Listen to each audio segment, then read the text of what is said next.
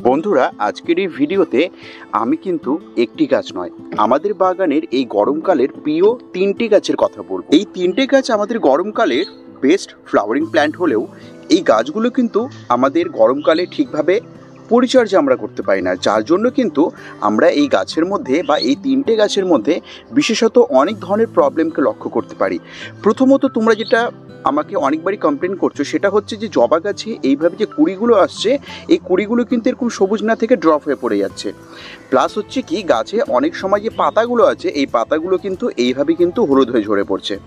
এর সঙ্গে যখন তোমরা বেলি গাছের দিকে তাকাচ্ছ তখন দেখতে পাচ্ছ যে বেলি গাছের যে কুড়িগুলো আসছে সেগুলো সঠিক পরিমাণে পরিস্ফুটিত হচ্ছে না, এবং তার সঙ্গে যদি কোনো ফুল পরিস্ফুটিত হয় সেগুলো কিন্তু কয়েক ঘন্টার মধ্যে কিন্তু শুকিয়ে নষ্ট হয়ে ড্রপ হয়ে পড়ে যাচ্ছে।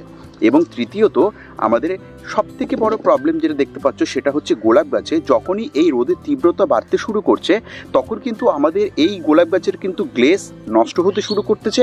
আমাদের এই পাতার মধ্যে কিন্তু সবুজ সতেজ ভাব থাকছে না, পাতা কিন্তু এরকম পুরোপুরি পরিমাণে হলুদ হতে শুরু করে দিয়েছে, এবং তার সঙ্গে আমাদের হঠাৎ করে দেখতে পাচ্ছি সবুজ এবং সতেজ থাকা ডালগুলো কিন্তু এইভাবে শুকিয়ে কিন্তু গাছ কিন্তু পুরোপুরিভাবে মারা যাচ্ছে।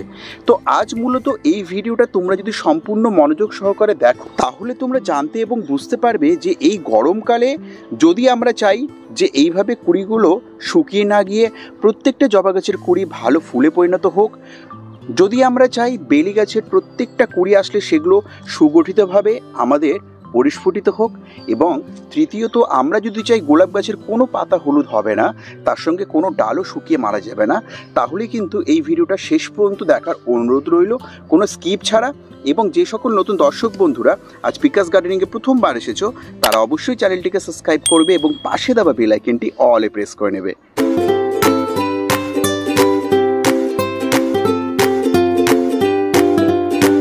এই যে তিনটে গাছ তোমরা দেখতে পাচ্ছ, এই তিনটে গরমের প্রধান ফুল গাছ এবং এই তিনটে কিন্তু একই শ্রেণীর গাছ। আমি কিন্তু এই ভিডিওতে এই তিনটে গাছের আলাদা আলাদা কোনো পরিচর্যা দেখাবো না। এই যে তিনটে সমস্যার কথা বললাম, এই তিনটে সমস্যা কিন্তু ইকুয়ালি এই তিনটে গাছের মধ্যে পার্ট পার্ট করে ডিভাইডেশন হয়ে যায়। তার জন্য আমরা যদি একটি পরিচর্যাকে যদি আমরা মাথায় নিয়ে চলি তাহলে কিন্তু এই তিন ধরনের গাছকেই আমরা এই গরমকালে সুস্থ এবং স্বাভাবিক রাখতে পারবো। গোলাপ ফুল গাছ, বেলি ফুল গাছ, জবা ফুল গাছ, এই তিনটে গাছ ভীষণ পরিমাণে কিন্তু টেম্পারেচারের আপ ডাউনকে কিন্তু ফলো করে এবং সেই হিসাবে নিজেদের গঠনটাকে ঠিক করে। তাই যখনই দেখবে যে টেম্পারেচার এক ধরনের রয়েছে তখন কিন্তু দেখবে এই গাছের গ্রোথের মধ্যে কোনো প্রবলেম নেই, কোনো কুড়ি ড্রপ হবে না, পাতা হলুদ হবে না, এবং গাছ সবুজ এবং সতেজ থাকবে। কিন্তু যখনই দেখবে একটু ঠান্ডা আবহাওয়া চলছে, হঠাৎ করে টেম্পারেচার বেড়ে গেছে, তখনই কিন্তু এই গাছগুলোর মধ্যে তোমরা প্রবলেম লক্ষ্য করতে পারবে। মূলত এখন কিন্তু সাডেন দেখতে পাচ্ছি আমরা এই গত 10 থেকে 15 দিনের মধ্যে কিন্তু টেম্পারেচার ভালো পরিমাণের কিন্তু হিট হতে শুরু করেছে, এবং এই সমস্যার জন্যই কিন্তু আমাদের মেনলি এই জবা গাছের কিন্তু কুড়ি বলো বা পাতা বলো হলুদ হতে শুরু করেছে এবং কুড়িগুলো ড্রপ হতে শুরু করেছে। শুধু জবা গাছ নয়, বেলি ফুলের গাছ বলো, আমাদের এখানে গোলাপ গাছ বলো, প্রত্যেকটা গাছের কিন্তু এই সমস্যাটা একই।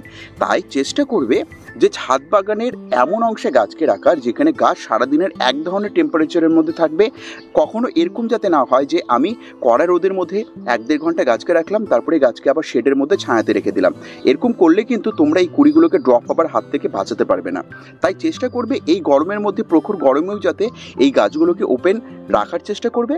এবং ওপেন রাখার জন্য যে প্রবলেমটা আমরা লক্ষ্য করতে পারি সেটা হচ্ছে যে আমরা অনেক সময় কিন্তু টবের মাটিতে কিন্তু দেখতে পাই যে রোদ উপর থেকে প্রচুর পরিমাণে গাছে পড়ছে, কিন্তু গাছের মাটির মধ্যে কিন্তু কোনো সতেজ ভাব নেই।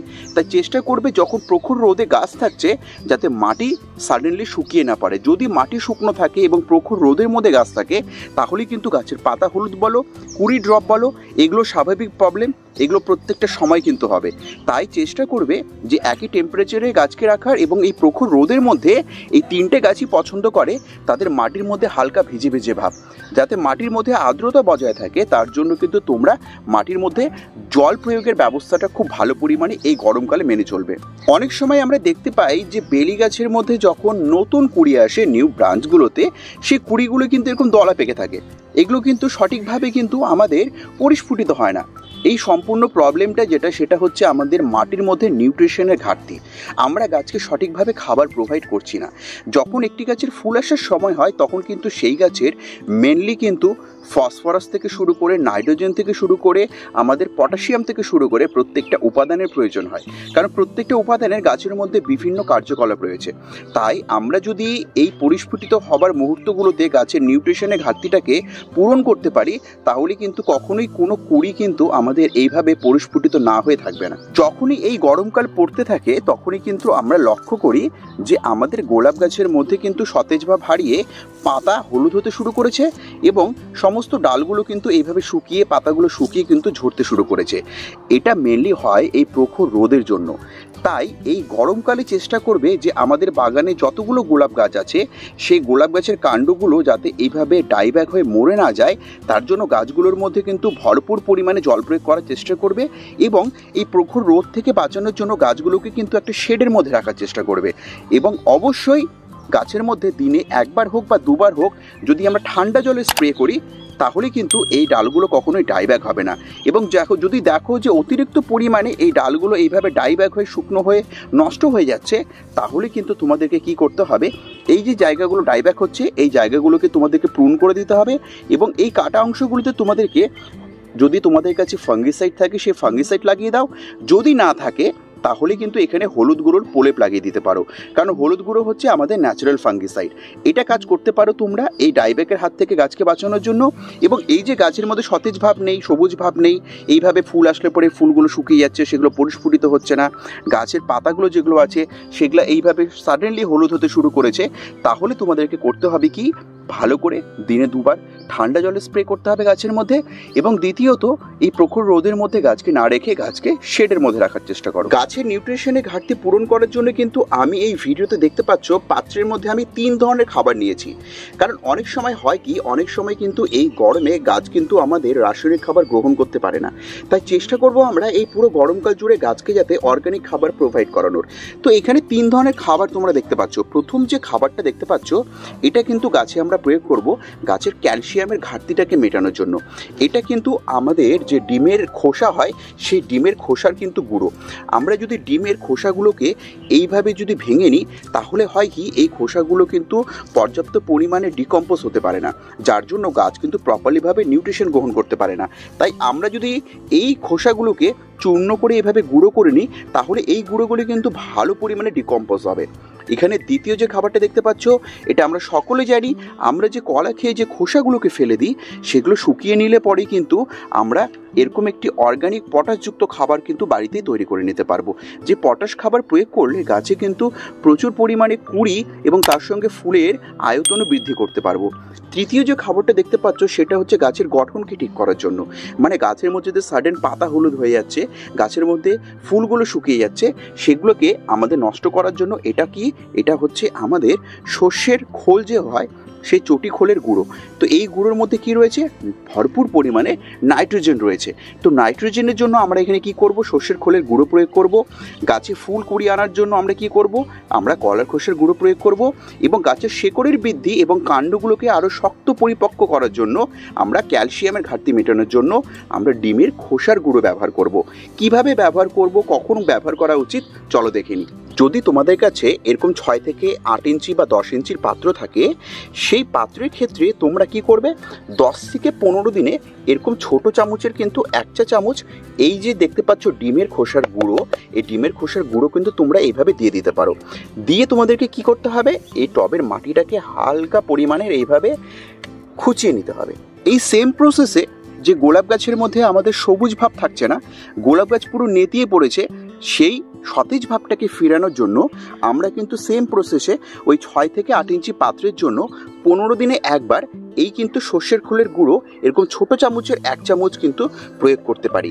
কারণ এই সর্ষের খোলের গুঁড়োর মধ্যে রয়েছে কি, রয়েছে ভরপুর পরিমাণে নাইট্রোজেন, যে নাইট্রোজেন কিন্তু গাছকে সবুজ সতেজ রাখতে এবং তার মধ্যে ভরপুর পরিমাণে উজ্জ্বলতা ভাব রাখতে কিন্তু ভীষণ পরিমাণে সক্ষম। ওই একই পদ্ধতিতে যে বেলি ফুলের গাছে দেখতে পাচ্ছ কুড়ি আসলে পরে কুড়িগুলো পরিস্ফুটিত হচ্ছে না সঠিকভাবে, সে বেলি ফুলের টবের মধ্যে এরকম ছোট চামচের 1 চা চামচ তোমরা কি করবে, এই কলার খোসার গুঁড়োটাকে সেই সেম ডেতে 10 থেকে 15 দিনে একবার এইভাবে প্রয়োগ করে দাও। প্রয়োগ করে দিয়ে কী করতে হবে, খাবারটা যাতে ভালোভাবে টবের মাটির সঙ্গে মিশতে পারে হালকা করে আমাদেরকে মাটিটাকে এইভাবে খুঁচিয়ে নিতে হবে। এগুলো কিন্তু কোনো রাসায়নিক খাবার না, এগুলো কিন্তু সম্পূর্ণ ঘরোয়া অর্গানিক খাবার, যা কিন্তু আমাদের নলেজের বাইরে থাকে। আমাদের না জানার জন্য কিন্তু এই মূল্যবান খাবারগুলোকে কিন্তু আমরা পরিত্যাগ করে দিই। এগুলোর কিন্তু সঠিক প্রয়োগ করে আমরা কিন্তু আমাদের বাগানের গাছগুলোকে কিন্তু খুব সহজেই সবুজ সতেজ এবং ফুলে ভরা সবসময় রাখতে পারবো। তাই কলার খোসার গুঁড়ো বলো, শস্যের খোলের গুঁড়োই বলো, বা আমাদের ডিমের খোসার গুঁড়োই বলো, আর কখনো ফেলে না দিয়ে এই মূল্যবান খাবারগুলোকে এই পুরো গরমকাল জুড়ে সঠিক পরিমাণে যদি আমরা গাছে ব্যবহার করি, তাহলে যেমন গোলাপ গাছের পাতা কখনো হলুদ হবে না, গোলাপ গাছের ফুল কখনো শুকিয়ে যাবে না, তার সঙ্গে কিন্তু আমাদের বেলি গাছের নতুন কুঁড়িগুলো কিন্তু পরিপক্ত ফুলে কিন্তু পরিণত হবে, তা কখনোই কিন্তু এরকম অর্ধেক অবস্থায় পড়ে থাকবে না। এবং তার সঙ্গে কিন্তু আমাদের বাগানের প্রত্যেকটা কিন্তু জবা ফুলের গাছের মধ্যে কুঁড়ি কখনো ঝরে পড়বে না, এবং তার সঙ্গে যে পাতা হলুদ হয়ে ঝরে যাবার প্রবলেম তোমরা ক্রমাগত ফেস করে আসতেছো, সেগুলো সম্পূর্ণ পরিমাণে তোমরা কিন্তু সেই প্রবলেমগুলো থেকে রেহাই পেতে পারবে। তো বন্ধুরা, আর দেরি না করে কিন্তু আজ থেকেই তোমরা এই মূল্যবান খাবারগুলোকে সংগ্রহ করে তোমাদের বাগানকে আরও দ্বিগুণ পরিমাণে বৃদ্ধি করিয়ে আরও সবুজ সতেজভাবে তৈরি করতে শুরু করো। এটি ছিল আজকের ভিডিও। এই কয়েকটি পরিচর্যা এবং কথাগুলোকে মাথায় রেখে চললে পরে তোমাদের বাগানের কিন্তু মূলত এই তিনটে গাছকে এই পুরো গরমকাল জুড়ে কিন্তু ভীষণ পরিমাণে সবুজ সতেজ এবং ফুলে ভরা রাখতে পারবে। দেখা হবে পরবর্তী ভিডিওতে এরকম আরও নানান ইনফরমেশন নিয়ে, এরকম আরও নানান গুরুত্বপূর্ণ টিপস এবং ট্রিক্স নিয়ে। কিন্তু ততক্ষণের জন্য আমার প্রত্যেকটা দর্শক বন্ধুকে আমি এখানেই জানাচ্ছি আজকের মতো নমস্কার।